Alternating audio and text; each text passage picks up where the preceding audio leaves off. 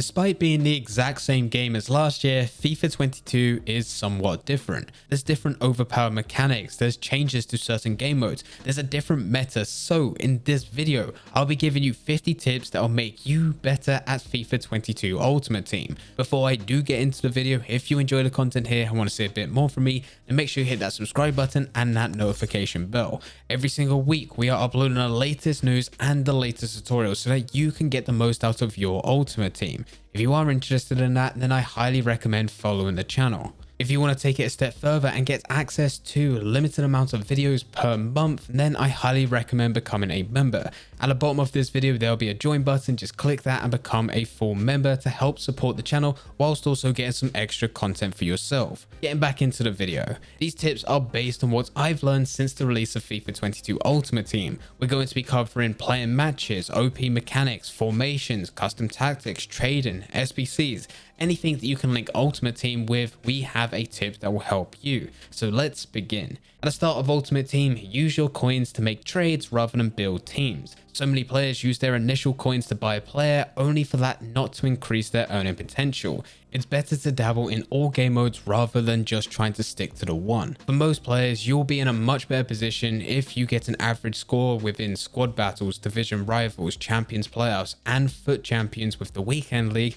than if you tried your best within one. Bear in mind, if you're watching this video, it's unlikely that you're a pro player. So you're probably not going to be getting the highest amount of rewards possible. So once you reach a certain point where you're happy with, or you think you've hit your limit, that's where it's worth going into other game modes to start to build them up so you can capitalize on the rewards. Don't worry about the matches you've lost. This year you can be rewarded for losing, especially if you're going to be going into game modes such as foot champions, as you will still progress through the ranks even if you lose a game, as it'll give you 1 point. With that said though, when losing, figure out why. Break down your gameplay. For me, I'm in a position where I can record my games, and after I finish playing, win or lose, I figure out why. What mistakes did I make? What could I do better? Trade in between matches. You don't need to be an expert trader to do this. You can do a simple bulk bidding method, but just by taking a couple minutes in between each match for you to just try and bid on some trades puts you in a much better position to earn coins.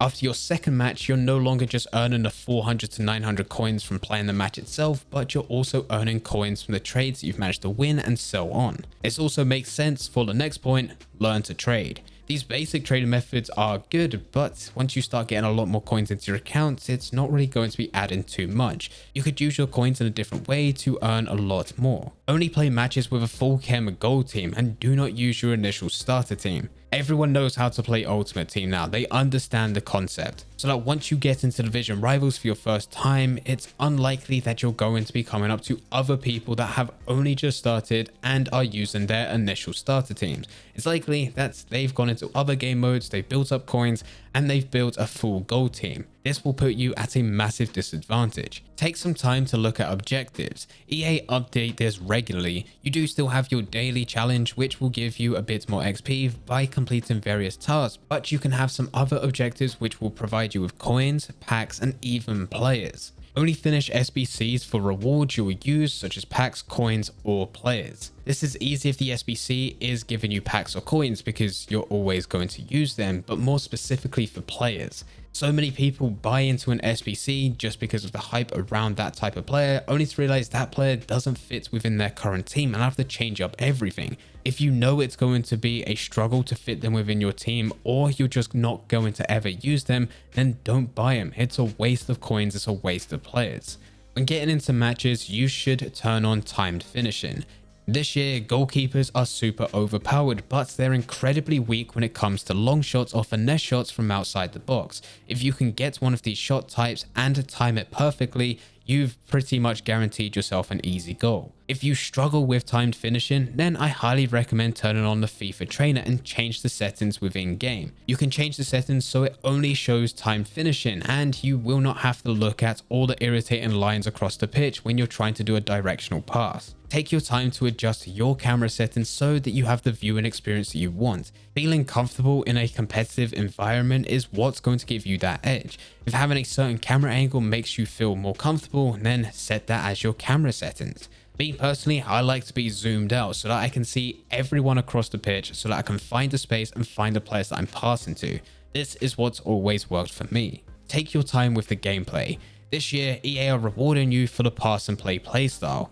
If you take your time to make that extra pass, it becomes a lot easier for you to slot that ball in the back of the net, especially once we start getting to the sweaty goals and the cutbacks. Use finesse shots outside the box. We did briefly touch on this earlier with the implementation of timed finishing, but actually take your chances with the finesse shots. You can further add to this by looking out for players with the finesse or long shot trait. This means that they're going to be even better at taking that shot type, and once you get that timed perfectly with the time finishing that we spoke about earlier, then you're pretty much guaranteed a goal. Worst case scenario, you're hitting a crossbar, you're hitting a post, which still can rebound into a dangerous area. When you're inside the box, it's recommended to use low driven shots into the corners. After a lot of trial and error going through a lot of different games on stream and off stream, this seems to be the best way in which you can score one-on-one chances. Every other way, the goalkeeper seems to save it. Take advantage of the new lob pass for FIFA 22. This is by holding LB and then pressing Y twice or L1 and triangle twice depending on your console. It's still a lob through ball, but it's perfectly weighted for your player to run onto it. And as it is newly implemented for FIFA 22, it's really broken as of right now. This year, it makes sense for you to buy into a good goalkeeper. In previous years, it really didn't matter of the type of goalkeeper as long as it was above a certain rating, because animations for them were all exactly the same. And the overpowered way to shoot was always going to be going into the back of the net, no matter the goalkeeper you do have. This year, it seems to make a difference.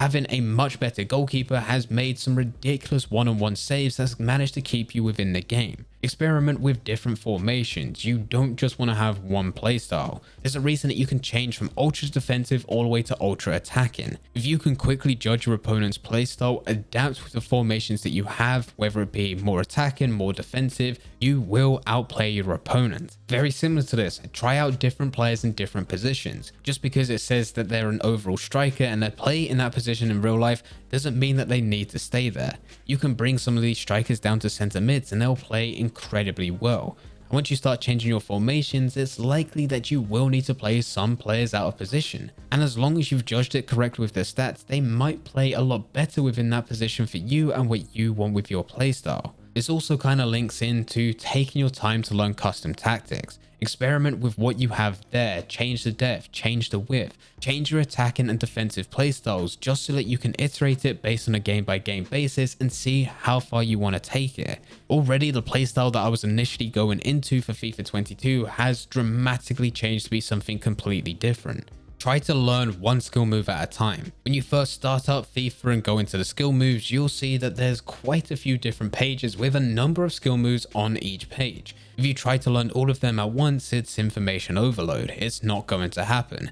But if you just look at a one skill move, start off with like a ball roll, fake shot, do that a few times in matches, get comfortable with it, and then eventually start to build up. Start to look at some other more obscure skill moves that you can use within game. Not every single skill move is useful, but you can use a few of these to get out of awkward situations. A great place to test all of this is within squad battles. Just go into squad battles. The gameplay is fairly boring when playing against the AI, but it is incredibly rewarding, and once you get up by 1 or 2 goals, which isn't really too difficult even on the max difficulty, you can then play about with different types of skill moves that you've learned within the menu. Never use coins for packs. It is a complete waste of money. Those coins are better spent elsewhere, and it's likely that even if you were to use them for a pack, that you're not going to get anything good. When you do open packs, it's recommended to check the price of each player. You never know, you might find a hidden gem which is extinct on the market and going for the max price. For about 90% of the community, it is worth going through the bronze pack method. Opening bronze packs for 750 coins will give you players and consumables. And some of those players will sell by paying for the pack itself. Any players that don't sell, you can store to your club. Now this isn't going to be giving you a crazy amount of coins, but you'll be able to stack your club for free. You'll get players within the packs that pay for the pack itself, and on top of that, you're storing all the bronze players within your club. Those bronze players can then be used for silver upgrade packs, those silver players could be used for common upgrade packs, and then finally those common golds can be used for the rare golds. If you really want, you can then use those rare golds within your team, or you can then go and use those rare golds for other SBCs which will be tradable. And all of this came from something that was free right at the beginning. If you're looking to buy FIFA points, use them on FUT Draft instead of packs. If If you go into FUT Draft, it costs 300 FIFA points. And even if you went out in the first round, you'll still be rewarded, which actually counts towards those 300 FIFA points. So you may be able to get a 5k pack, a 7.5k pack, or some silver packs. But let's just say you didn't lose within the first round and you managed to go all the way to the final, you can get some mega packs, some rare mega packs, some player packs, and this is a lot more valuable for the exact same price of 300 FIFA points. Whereas using those 300 FIFA points within the store, it's only going to give you 300 FIFA points worth of packs. It's nothing more than that and can never be more than that.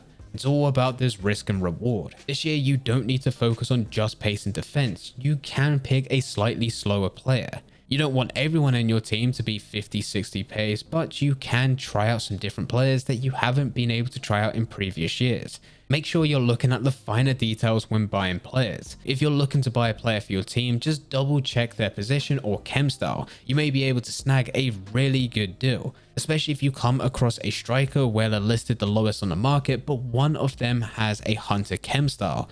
This puts you in a much better position for value. You can actually use this as a trader method, as we do go through a position change method on this channel. The position change method is all based around people making these mistakes and not looking at the finer details. We're looking at players that have changed from CDMs to center mids, and because most people think they're CDMs and going for 900 coins, they ignore those that are listed at 900 coins when in actual fact it's a center mid and they can sell for 4,000 coins, giving us a very easy buy that can potentially 4x the coins that we initially put into it.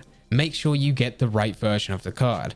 As of right now, right at the beginning of FIFA, this isn't too much of a problem, but once we start getting into multiple players, getting multiple inform versions, special cards, or even starting to get different transfers come January, this starts to become a problem. You end up buying players for certain SBCs, certain teams when they don't actually fit, so you have to go and buy them again. Once you're in a position where you have a team and a few coins left over, make sure you complete the advanced SBCs. These are the hybrid leagues, hybrid nations, and league and nation hybrids. Since squad builder challenges have been a thing in Ultimate Team, I have not once made a loss on any of these challenges. They've always given me a positive return, so make sure you do them. In addition to this, it's worth making sure that you complete the marquee matchups every single week. These are incredibly cheap to finish and can give you very good rewards. Yet again, it's incredibly rare for me to ever make a loss on these. Most of the time, I have a positive return. It's worth taking regular breaks when playing FIFA. Now, we could talk about this being a mental health issue, especially when we're going through the weekend league and playing 20 matches all in one single sitting.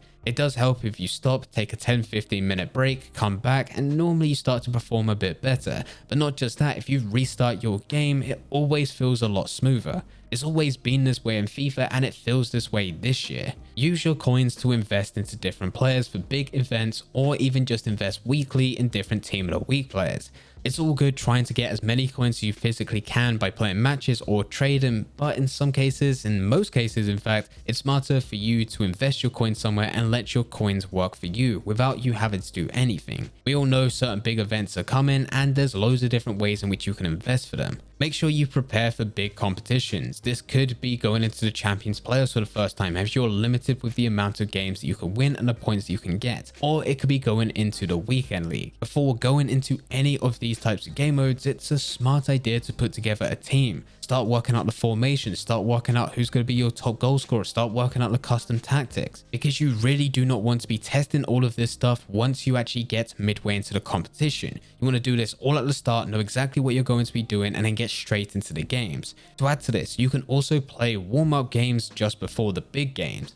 So if you are planning to go through FUT Champions, it's a smart idea for you to go into Division Rivals first, just play a couple games, get used to everything, and then move over to FUT Champions later. It's worth playing online matches even if you're not a confident player. This year, the punishment for losing is limited. If you lose within Division Rivals, you'll move back a place unless you have reached a checkpoint or a rank. In game modes such as FUT Champions, if you lose, you'll still be rewarded with 1 point. And those 1 points could be the difference from you actually getting to the Champions Final or you potentially reaching a certain rank. It was very recently for me when I went into the Champions Playoff. I had 22 points with 2 games remaining, and even though I lost both of them, it still gave me an extra 2 points for me to actually get into the final. If you want to be really tactical, you can customize your stadium to irritate your opponents. You could argue that this is slightly scummy, but we're all playing FIFA because we want to win games. This isn't going to be a massive difference, but you can if you really want, and it may help you in some situations where you put green lines on a pitch which camouflages with the grass itself.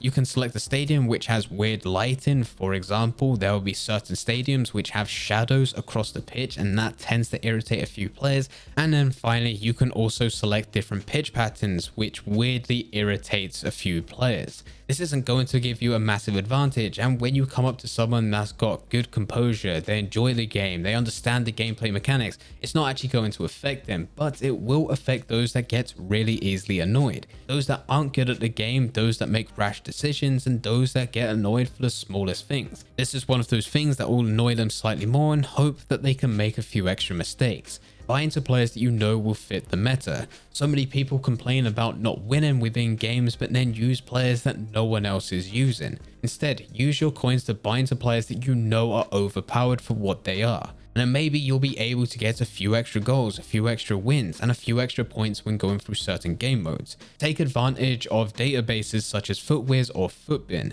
It helps you so much when trying to build teams, find certain players, or even trading. If you want to farm coins, you can create multiple accounts. Creating multiple accounts will give you access to all the SBCs that we talked about earlier. And if you do them correctly, you will always make profit when going through them. This will give you a huge amount of coins in your main accounts, with there also being a second, third, fourth, or however many accounts you created which also have coins on them. Be careful when transferring these coins from one account to another though. If you do too much in a short period of time, you will be banned. If you transfer a small amount over a long period, you will be in a much better position to successfully transfer coins over from one account to another. Put players that you're not using through the gold upgrade SBC. This is referring to the common gold SBC, but it also applies if you got some rare gold players. Put them through other SBCs that will give you a better return. If you're not using them, hopefully you can get some players from the reward itself that will give you a player that you can use. If not, hopefully you can get some tradable players that you can then sell on and get more coins to the account.